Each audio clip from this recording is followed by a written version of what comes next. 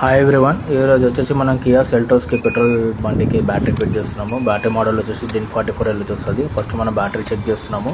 నెగిటివ్కి negative, పాజిటివ్కి positive పెట్టి check చేస్తాము. Okay, ఇది వచ్చేసి 44 amps. దానికి 420 పెట్టాల్సి వస్తుంది మీటర్ల చెకింగ్ కోసము. లోడ్ అనేది 420 పెట్టి మనం చెక్ చేస్తే చూడండి రీప్లేస్ అని చెప్పి వస్తుంది. బ్యాటరీ వోల్టేజ్ 1.9 ఉంది. సో మనకు మినిమం 12 వోల్టేజ్ ఉండాలి. బ్యాటరీ రన్నింగ్లో 14 చూపిస్తుంది. సో బ్యాటరీ వోల్టేజ్ అనేది పడిపోతుంది, 7.9కి వస్తుంది.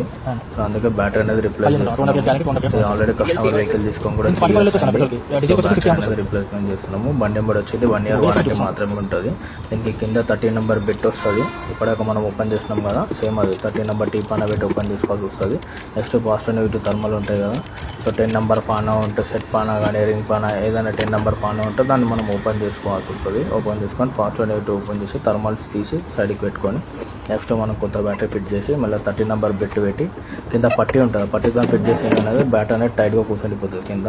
నెక్స్ట్ పాజిటివ్ నెగిటివ్ ఫిట్ చేసుకోవాలి. ఏదైనా ఒకటి ఫస్ట్ పాజిటివ్ పెట్టి next negative, next first positive పెట్టి నెక్స్ట్ నెగిటివ్, లేకపోతే నెగిటివ్ పెట్టి పాజిటివ్ ఏదైనా ఫిట్ చేసుకోవచ్చు. ఖచ్చితంగా టైట్గా ఫిట్ చేయాలి, ఎందుకంటే టైట్గా ఫిట్ చేస్తేనే పవర్ అనేది మనకు వస్తుంది. లేదంటే లూజ్ కనెక్షన్ ఉండడం వల్ల ఒక్కోసారి వెహికల్ అనేది స్టార్ట్ అయిన ట్రబుల్ ఇస్తుంటుంది. సో టైట్గా ఫిట్ చేస్తే మనకి ఏ ప్రాబ్లం అనేది ఉండదు.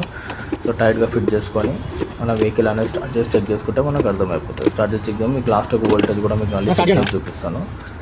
ఓకేనా అండి, ఇప్పుడు మనం అయిపోయింది, ఫిట్టింగ్ అయిపోయింది. వెహికల్ అనేది స్టార్ట్ చేసాను ఆల్రెడీ కస్టమర్ చెప్పిన స్టార్ట్ చేసాను. నెక్స్ట్ వోల్టేజ్ అనేది చెక్ చేసుకుంటాం. వెహికల్ రన్నింగ్లో ఉంది.